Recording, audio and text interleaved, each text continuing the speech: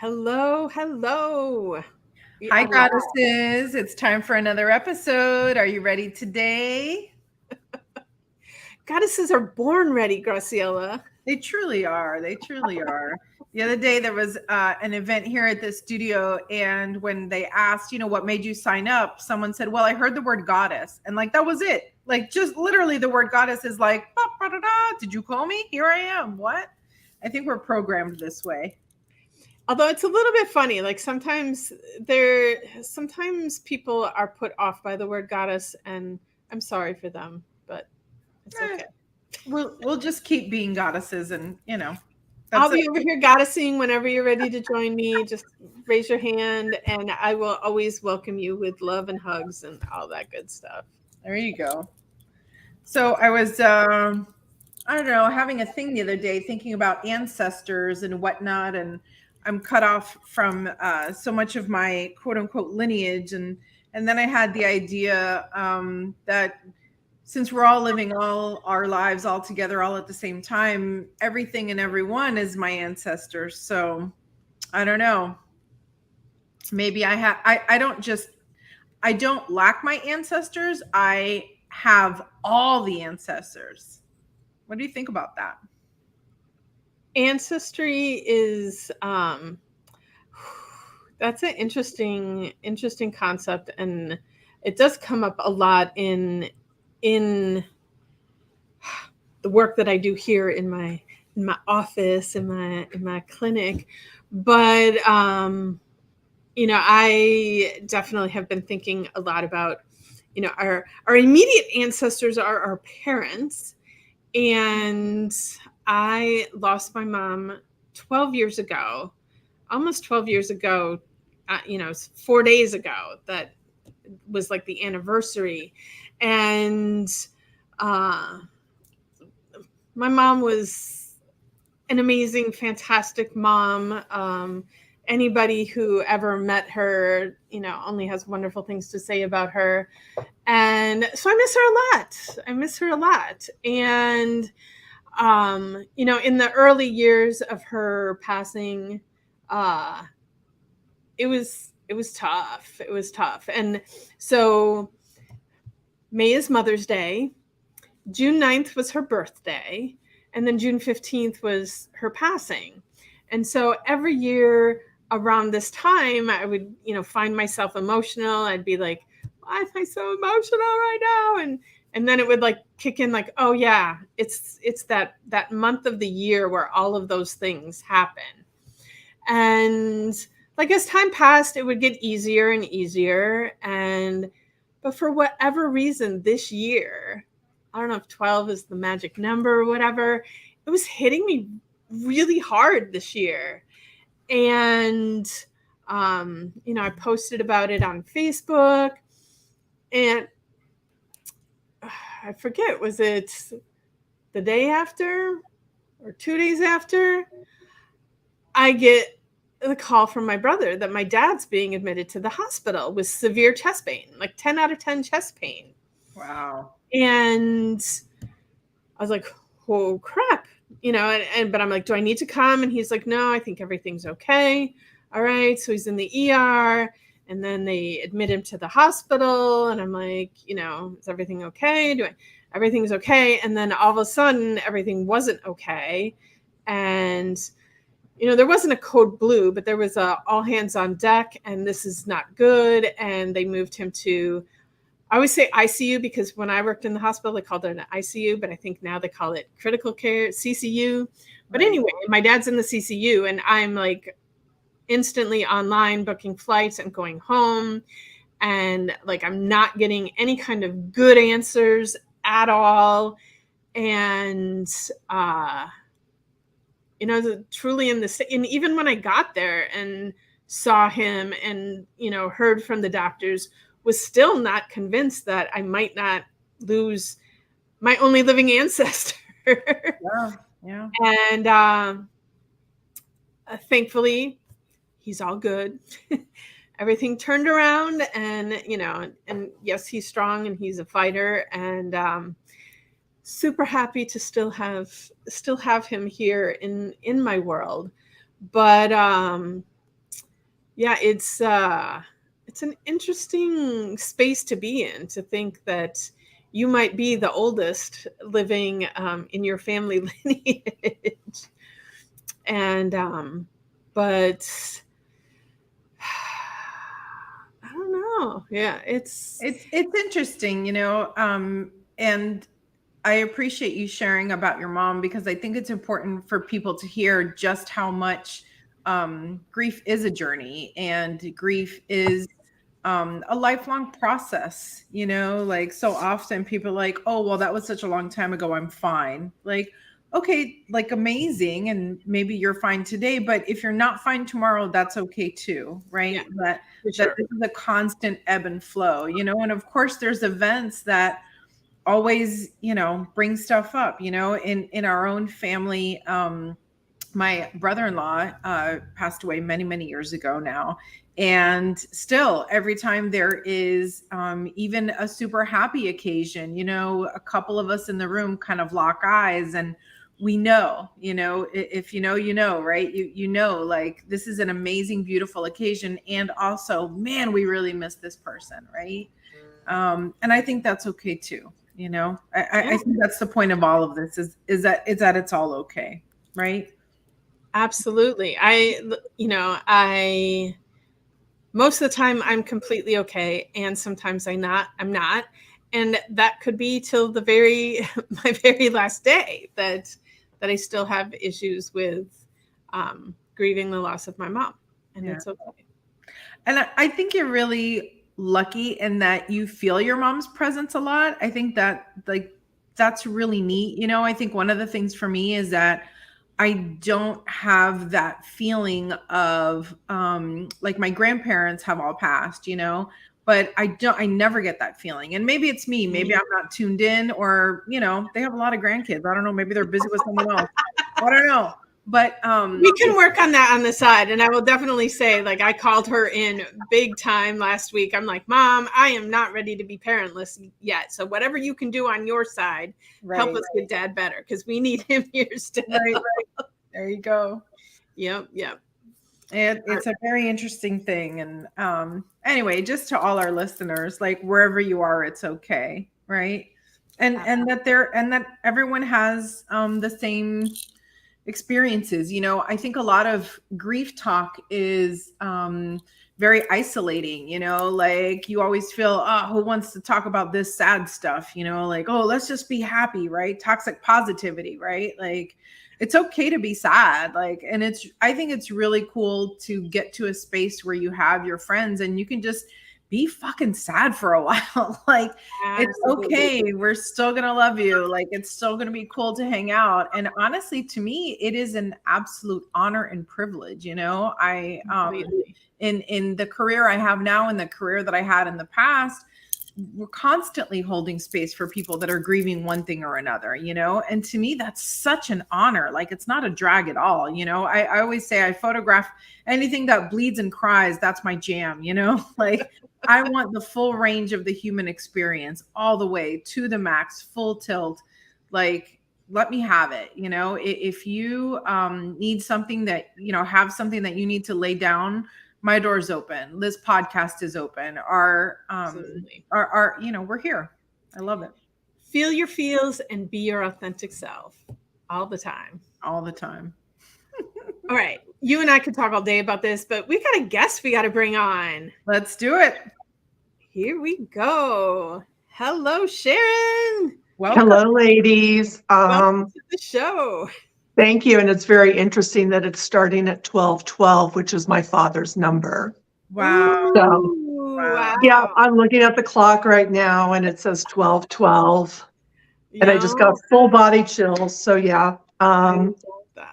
Yes. And then as you were talking, Julietta, I again was thinking, I was like, wow, it's interesting that it's the 12-year, I guess, anniversary of your mother's transition.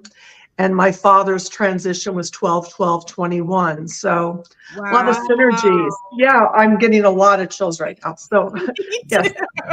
Yeah. So thank you, ladies. Thank you for having me. My father says hello, I'm sure. Yes. Oh wow. And now I just got the goosebumps up the back of my neck. Wow. Yeah, wow. Yeah. My head's going crazy. So before we get too far into this, first we need you to introduce yourself to our audience, because we know you, but we want our audience to know who we're speaking to as Yes. Well, my name is Sharon Cowie. I live in Naples, Southwest Florida area, and I met the both of you very briefly, and clearly there was a reason behind it, because here we are. I'm a realtor who dabbles in this realm, or I'm in this realm dabbling in real estate. I'm not really sure which it is anymore, but they're both there. Yes. So thank you. Absolutely. Well, thank you so much for being part of our show today. And, it is, Graciela and I spoke about this a little bit, because a lot of times it is people's professions that bring them onto the show. And not that we can't talk about real estate, because there's meaning in everything. Yes. But I was telling Graciela, from the first time we met, I'm like, she's going to be on the podcast. And then I think we had that conversation. Like, I thought you were already scheduled and couldn't believe that you weren't. And so we just made it happen. So we're super happy you're here. But recently, like, what really triggered me was that you had also posted something about having lost a number of people in a short window. And, how you spoke about grief in that post, like, really spoke to me. And, as Gracia and I were speaking earlier, like, it needs to be normal. It needs to be normalized to talk about grief. And part of the problems that we have is, people always trying to pretend to be happy and pretending to be that everything's good, and everything can be okay even when it's not okay. And I'm hoping that we can normalize that talking about things that aren't always happy and fun and cheerful is okay too, and it's necessary. And so I agree. Yeah, no, I agree. And I think that it's very odd to me that something which, as they say, you're stuck paying taxes, which I don't know if I believe that anymore, and you're stuck with dying. But, we are all going to die. We are all going to experience death, even when it's not our own. And yet this is one of those things that we just kind of brush under the rug. Or the troops show up and then they disappear after a very short period of time. Like, there seems to be this expectation of, it's almost like we have to deal with it to make the other people comfortable. We don't get to deal with it in a way that brings us peace and brings us, and I'm not going to use the word closure because I don't believe in that. But we don't get to deal with it because we're worried, at least I was in some ways, and how I was coming across to others. Like, is this too morbid of a conversation? Or, and what I haven't experienced it to the extent that I want to, but those individuals which were near and dear to me and who have transitioned, they all show up. They all show up, and I am able to have a different, more unconditional relationship with them than I ever had when we were both in the physical realm. And that's the beauty of it. Coming to the realization that you're not disconnected. And as you were saying, Graciela, you haven't heard from, I believe you said grandparents and things like that. And I don't hear from mine either, but I actually called in my grandmother a couple months ago, and she showed up loud and clear. Beautiful. And then I've also changed my language to, I don't call them in because they're always present. So it's about me being able to meet them where they are as opposed to the other way around. Yeah, I hear that. I feel a lot into my door being open, right? Like you said, like, the birds are always singing, whether I hear them or not is dependent on me opening a window, walking outside, being in that space, right? Correct. And it happens in that's true with just life, not just dealing with connect or wanting to connect with our loved ones, but that's how it is in life. It's us meeting the loving moment, or the open arms, or the bird singing, or whatever we're meeting out there. One person's cold day is somebody else's "this is beautiful and brisk out" day. So well, you're talking to a Cuban from Florida and Julietta from Wisconsin, right? Like, that's exactly us right there. exactly. So I believe I would have to say that I've had pretty strong signs from my loved ones who had transitioned. And my first sign that I think really opened up my mind to realize that death is not anything permanent, it's just a change of, an existence, so to speak, was with my dad's father. He showed up very strong a couple nights after he transitioned.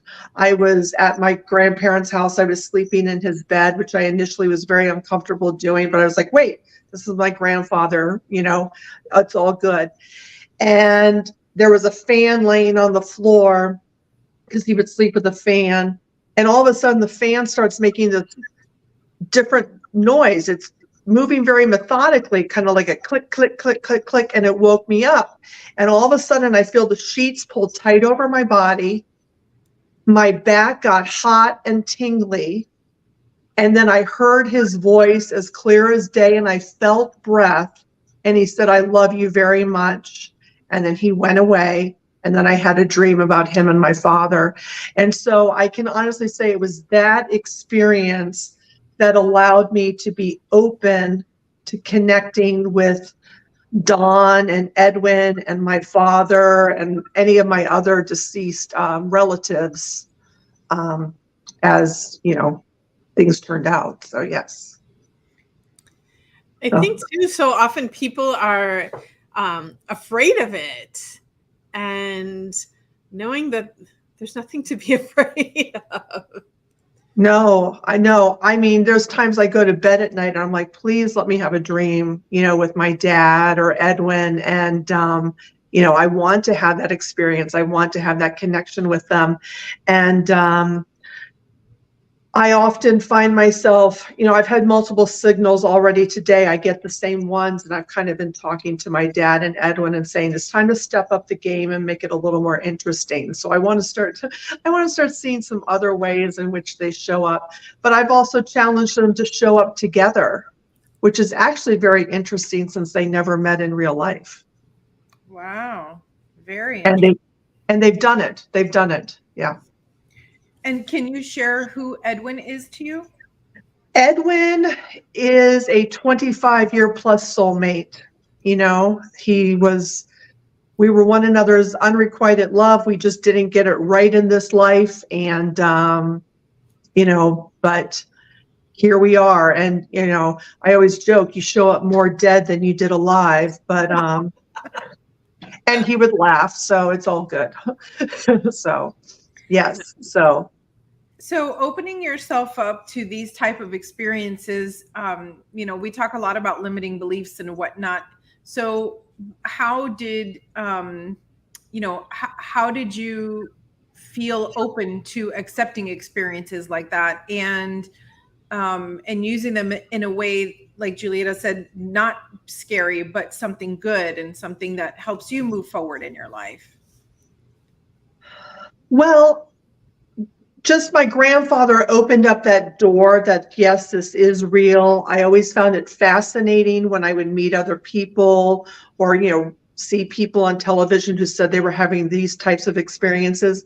And I am a skeptic by heart. I just am skeptical. But it opened up the door, and I found it interesting. I found it comforting, and it was an opportunity for me to not look at our relationship in terms of what we missed out on, because there's always things that you didn't get to do. There's always questions you didn't get to ask. There's trips you didn't get to take. And so I was like, this is my way to have a deeper connection, and I get to open myself up to them because they want to communicate with us. They are a part of our lives, whether we recognize it or not. And so that was my motivation. And quite frankly, when Edwin transitioned, it really tested, did I believe what I really believed? So I went into his transition with my belief system in place that, it's just a change in energy. He's still present. He's still around. But do I really believe that? Because trust me, it was easy at times to, be like, no, this is it. He's gone. And that was, it was a test. It was definitely a test. And I dug my heels in. So, and had I not had the beliefs that I had around their transition, I don't know how I would have handled it. I think about people who really believe that death is, that this life is a one and done. And I don't know if I could continue knowing that was it. I don't know that I would want to continue knowing that was it. Yeah, that's interesting. Because even,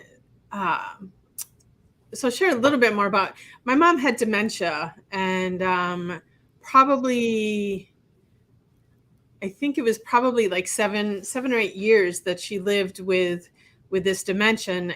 Obviously it's a progressive kind of thing. So in the beginning, it was a little frustrating, but she was still present with us. And then it gets to a certain state where, the being that I know as my mom, the relationship that I had, like, she's no longer right there. It's this person who doesn't even know who she doesn't recognize me. She doesn't know who I am.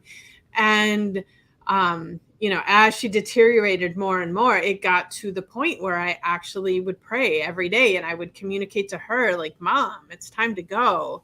And, there's the one piece of me that's like, that's crazy to pray for your parent to pass on. Mm-hmm. But also, like, there was no quality of life, and the strain that it was putting on everybody. Like, it was time for her to go. And I think it was much easier for me to do that because of my belief system, everything that I've experienced. Like, I truly believe that this physical life that we live right now is not all there is. And, like I said, I've experienced contact with my mom, with my grandparents, all since their passing. And so, hey, maybe I'm making it all up. If that's the case and it's making my life easier, awesome. But my experience really leads me to believe that this is true, that our life is so much more than what we experience in the here and now. And it doesn't end when this physical body stops functioning. So. Absolutely. And I believe that, just as, Edwin and my father never met and yet they've connected, I believe that my father has connected with your mother, just given the timing that this came on, the fact that we're having this phone call or podcast. They're listening in and watching and supporting. Yeah, no, they're watching. And I think that we are all connected. One of my dear friends, she lost her husband shortly before my father transitioned. I didn't know her at that time. And she has said something at some point, like, I don't know if I could ever be with somebody else. Like, he's my soulmate. And I'm like, well, you have multiple soulmates, and whoever comes in is your husband's soulmate as well. It's like a polyamorous relationship. And she was like, oh my God. That's so funny that you bring that up, because my dad, started dating after my mom passed and met this woman that he had a fairly significant long relationship with. And early on, my brother struggled with this a lot because, my mom and my dad were high school sweethearts and had a beautiful relationship, and Mhm. you know, no one could ever replace her. But also, my dad was young; he was 65 when my mom passed. You know, tons of life ahead of him, and so one evening I had this dream, and my mom actually came to me and said to me, she's like, I'm totally okay with this. And she's like, and if I was still alive, she's like, I kind of like her. I'd like to be friends with her. Yeah. Yeah. And Yeah. so I think a hard thing for people to understand is like when you go to the other side, like all these crazy limiting beliefs that we have in the human life like no longer exist.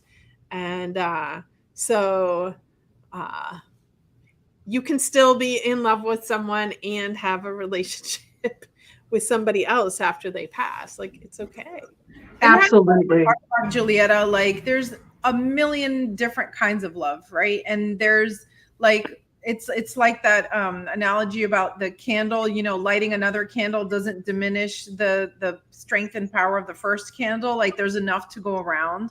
There's, I mean, just as a woman, right, in this lifetime, like there's so many different ways and so many different people and things and concepts and feelings that I love, and I love them all in a myriad of different ways. There aren't enough words for it. So sure, why isn't there space for that? You know, there's plenty of space to love everything and everyone in whatever way that needs to happen here I or think elsewhere. sometimes the people on the other side like help guide the next person that's supposed to be in your life. I think they help guide and make that happen. Absolutely.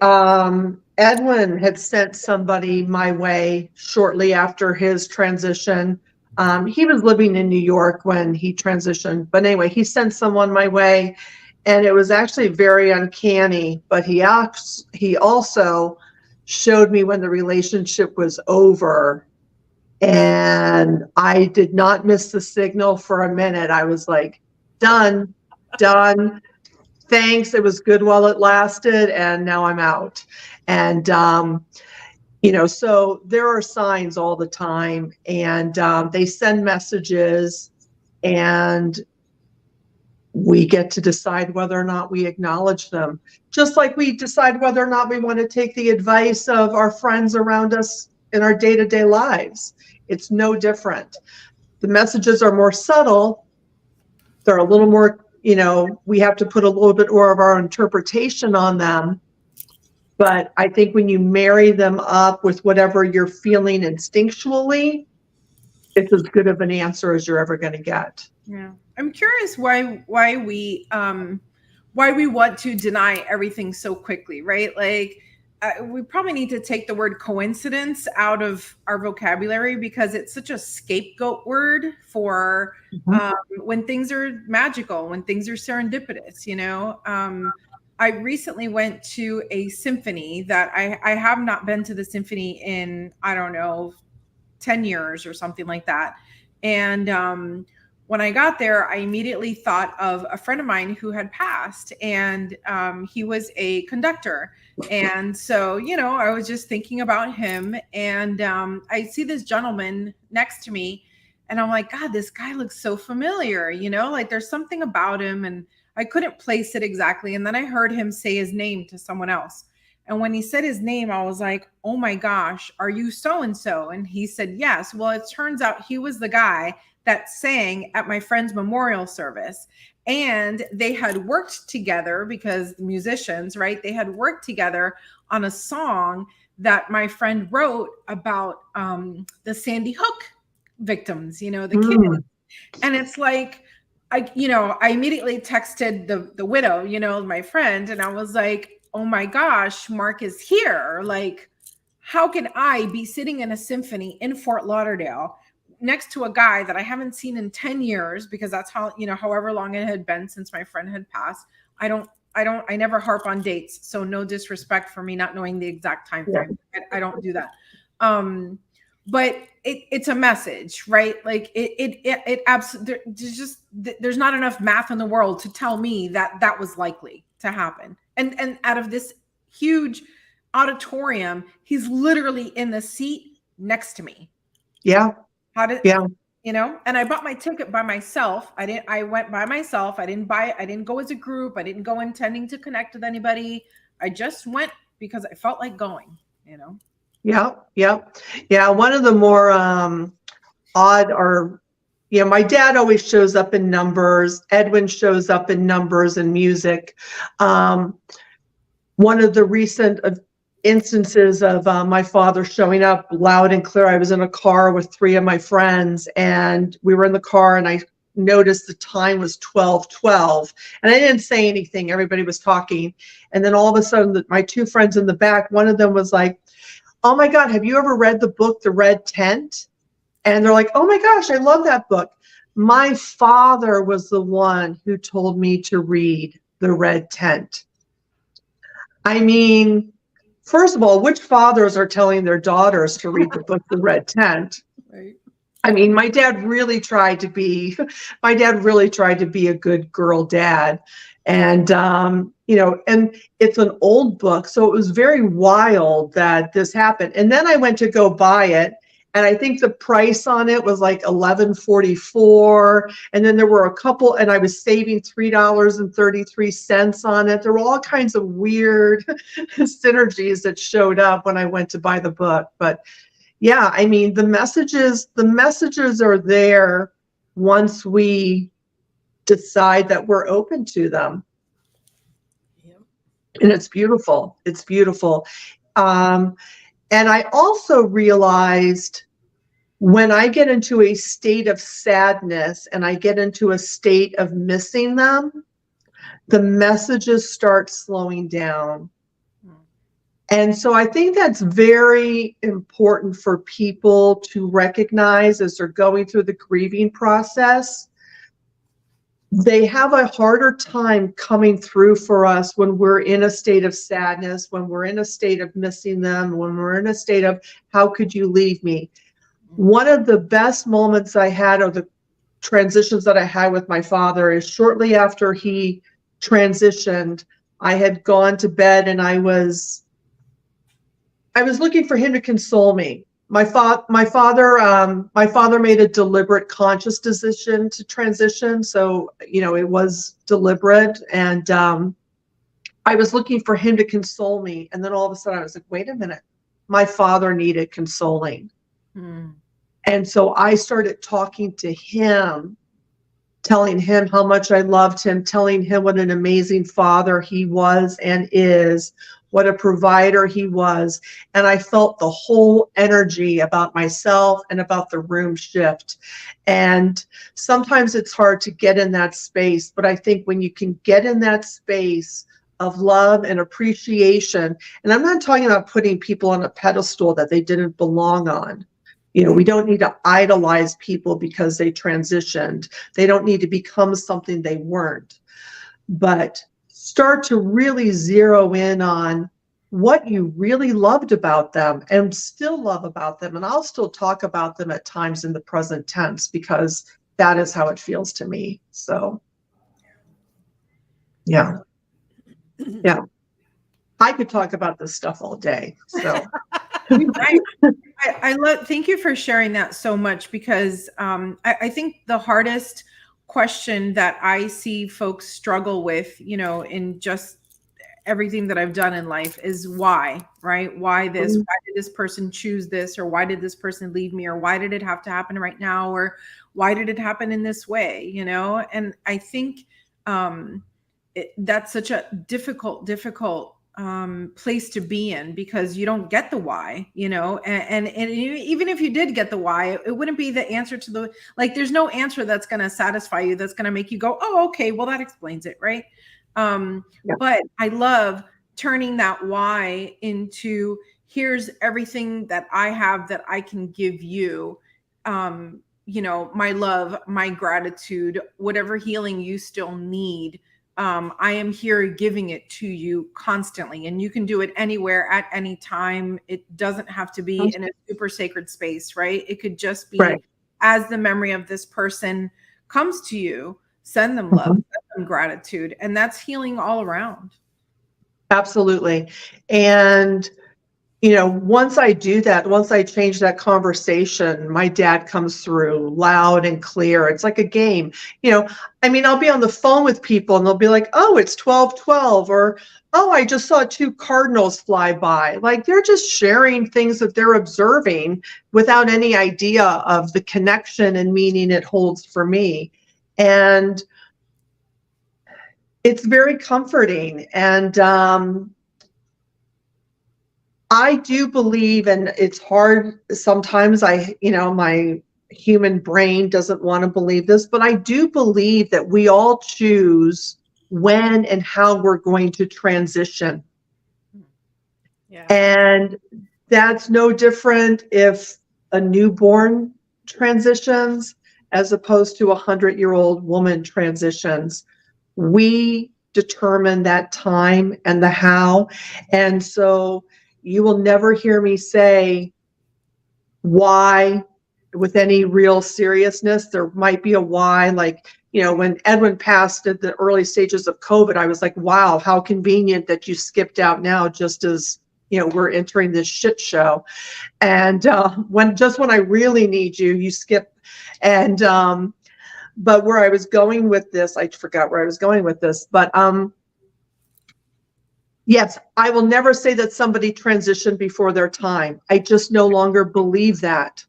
And it's hard. It's very hard to accept that at times. And it's also difficult to approach that when you're talking with somebody who just lost someone who doesn't share that belief system. So it's a very nuanced feeling. That's not the time to tell somebody, well, do you know death's not real? That's really not the time to slip that in. So, you just meet people where they are, and you hold space for them.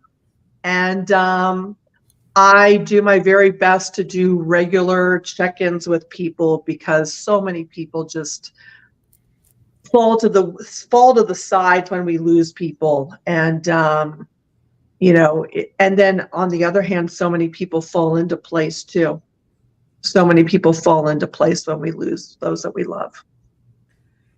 Oh, this has been such a beautiful show, such a needed show, it's a topic for people to listen to. You have any closing thought that we haven't covered that you feel is important to share before we wrap it up, Sharon? I don't know if I'd say so much as a closing thought, because like I said, I could go on for hours about this. It actually brings me comfort to talk about it. But again, it's just remember, they've transitioned back into the energetic source that you will, and you'll be with them in that realm one day. And just recognize that you still get to have a connection with them, and it can be even deeper and more profound than anything you ever had in, this earthly realm.